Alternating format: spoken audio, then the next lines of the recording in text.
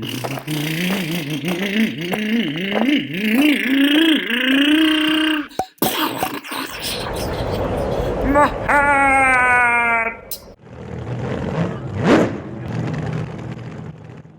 have three fixed timing motors that I'm going to compare. One of them is this Hobbywing Justock, which, to be honest, I've always wanted one for some weird reason, but I never got one until now. We have that one, and this one comes in at 174 grams. Now, motors can be heavier and lighter for a variety of reasons. Sometimes they're heavier just because of the armature. There's just more material. Sometimes they're heavier because there's more copper, so the windings are actually thicker even though they're the same windings. All of these motors are 21.5. Now this is a USGT, and I found it interesting that it has that little bit of material drilled out. I don't know why. I was looking at it, but I cannot figure out why, other than maybe it's to look cool. There has to be a reason. Maybe there was a pin that goes through there to hold it, but this is USGT. This motor I will not be taking apart, and I'm not going to take this one apart because of the sticker. I don't want to damage it because I am planning on running this motor, and there's a reason why. So this is the 45-degree version. If you go back into my videos, I do have the other USGT, which is the 30-degree. The 30-degree, to be honest, is slow as can be. I mean, that thing, it's just slow. So this one is 152 grams, so 152 grams. So this one does come in much lighter than this one, and it could be the armature, could be other factors. I have no idea. See, so if you look at the end bells, this one's solid, this one is not. So those are things to consider. The front as well. This one's very vented. This one, boy, is this inexpensive, but it looks nice. This is the Ruddog. And in the picture, it looks sort of gray. It's actually silver. It's shiny, a little too shiny. But it's actually very nice, surprisingly. So let's see what this one comes in at. 169 grams, this one here. And again, the weight difference, maybe it's just the armature, the amount of material. So yeah, this one was really lightened. The armature was, versus this one, not so much. This one I'm expecting to be a workhorse, but that's what we have. So I'm gonna go ahead and take the kV readings of these motors as they come stock. I mean, again, they're fixed timing. At some point, I'll have specs on the Reedy. I'm hoping to have specs on the Reedy. I cannot have them. Well, my motor's on back order, and I'm waiting for that motor so I can install that in my Mini, for the Mini class on my MO7. And then, depending on how I like it, I may do the same for my MO8 and then try to get some of those guys to run their MO8s as well. It'd be cool if we could have two classes, the front-wheel drive MO7 and then the rear-wheel drive MO8. But usually they run together, which is somewhat of a bummer. I don't really want to choose between the two because those two cars are awesome. I sort of want to run them both. During practice, if there is practice, it's hard to get some practice time around here. Then I guess it doesn't matter much. I can pick whichever one. But let's see. So this is the Justock. I'm going to start with the timing first. See what the timing is on this thing. It's 30, 45, I have no idea. Like I said, USGT, they make two versions. Now, really quick, if you're new into the hobby, this is the type of motor I would actually recommend you start with. And the reason why is you don't have to deal with the timing. You can just play around with the gearing, get used to the gearing, see what the sweet spot is based on timing, because it's a set timing, and then just gear up or gear down, and then see how heat changes, etc. So this one here, I'm going to assume is supposed to be advertised as a 45-degree motor, simply because it reads 44, and then we have a 45, 43, and 43 split, which are pretty good numbers. And like I said, 45 is a very good starting point, and I'm going to show you when I compare these, I'm going to compare them with some other motors, and you're going to see how they perform and why I'm suggesting that if you're starting, maybe get one of these motors. Now USGT, this one I think was $99.99, so this is definitely not the least expensive option. This one is, I forget what the Justock is, but let's move on to the next one and see what the Ruddog has to offer. I guess I should have gone in order and done the USGT, because I'm pretty sure the USGT is the motor I weighed first, but not a big deal. Here we go. If you're wondering what the tape is for, it's just so the alligator clips don't touch the can and short things out. Oh, that's going to be tough. Oh, there we go. There we go. Found a... Oh, that might arc. A little too close there to the edge. There we go. And here we go. Let's see what the Ruddog has to offer. Motor timing.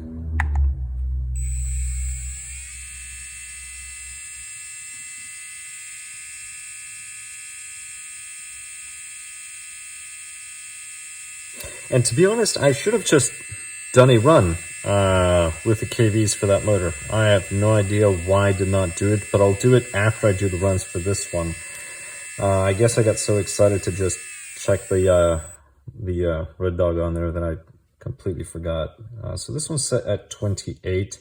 So this is going to be closer to the USGT. So I'll actually be comparing this one to the USGT. What I can tell you about this motor though, it's going to be slow as can be. Now, is that a negative? Not really. So let's say you're building a car just to mess around. What you can do is invest the money in the ESC. So get a Hobbywing Pro Stock or a Hobbywing, what is it? XR10 G2. I think that's what I have. And I think I have, here we go. I actually have one right next to me. So it's getting tangled and everything else because of the sensor wire. So just invest in the ESC like this. You're looking at about $200, and you can add boost and turbo to this. So it doesn't matter that this is 30 degrees. Just add the timing through the ESC, and you can play around with it that way. And then eventually you can get a better motor. Again, I disconnected the motor. Well, might as well do the USGT. So we'll do the USGT, see what the timing is.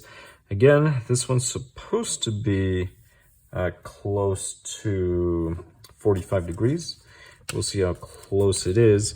And all USGT motors come with a piece of paper from, signed by the individual that tested the motor. So that's something else. USGT motors, every single motor is tested, or at least it's supposed to be tested.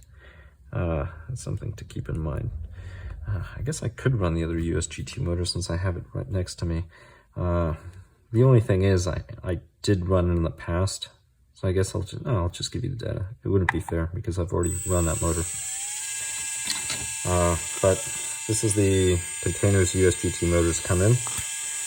And so if you get this one, for example, this one's all black. This is the 30-degree motor. And I just realized this one doesn't have a sticker. I wonder why. Maybe that's something they started on these. So this is generally the USGT touring car. This is for oval. That's the difference between the two. But here we go. So about 44. All right, it's advert. All right, not too bad. 46. That's a bit of a spread. I guess it could have been worse. Now they're all supposed to be very close to spec. So we'll see. We'll see what KVs are. So I'm going to go 3 green, 3 yellow, and then a full red. Oops, I guess not.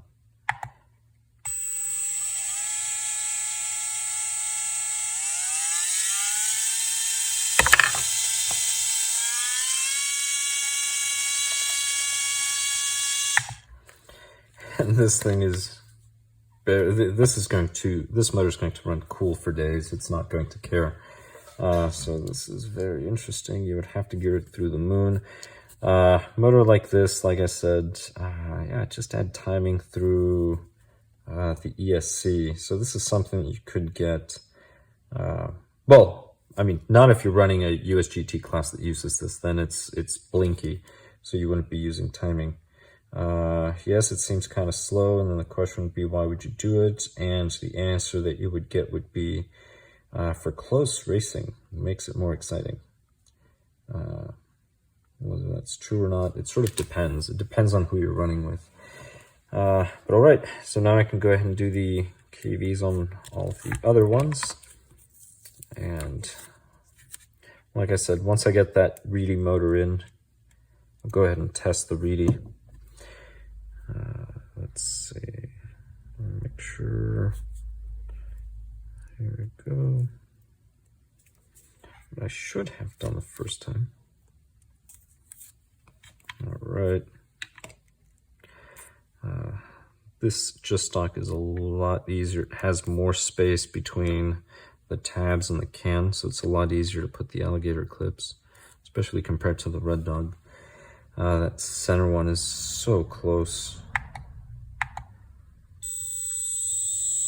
Here we go. Now, one of the things I like about the flat black is taking the temperature. It's a lot easier. Oh, this is actually, it's pretty good.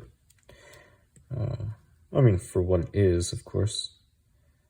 Let's see, so that's 2139. Oh, not bad. But like I said, I have to compare it to the other ones. So these two motors are pretty close. But again, this one is not certified. Now, I'm expecting the Ruddog to be a dog. I think it's going to be just a dog. Because, I mean, at 28 degrees timing, there isn't really much you can do. So let's see. Well, like I said, it might be a good beginner motor, something to get started with, maybe.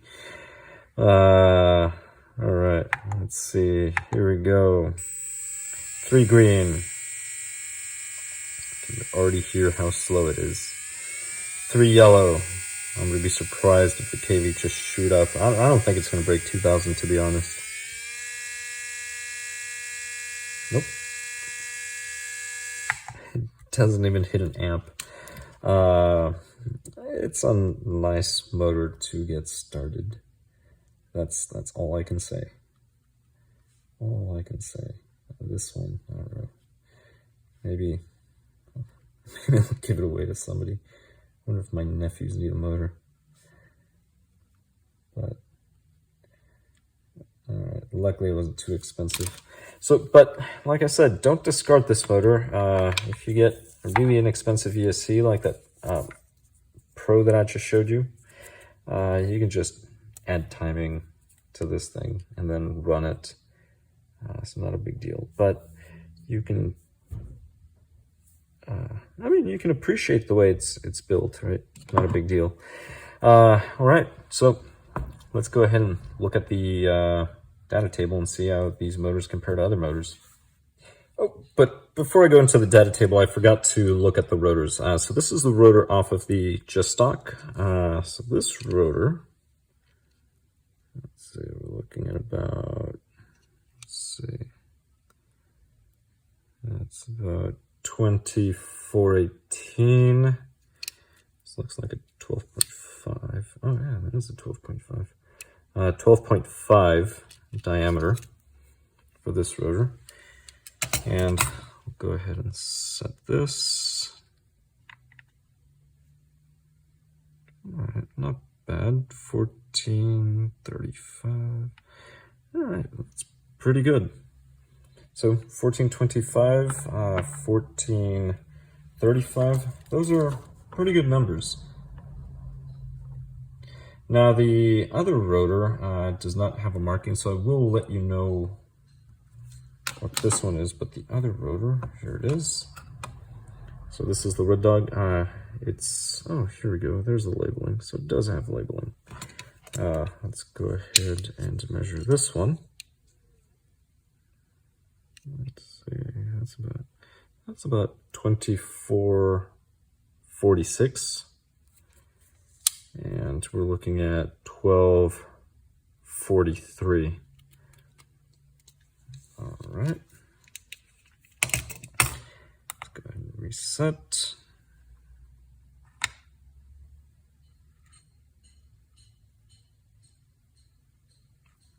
Not bad. So a little stronger rotor. Actually, it's much stronger.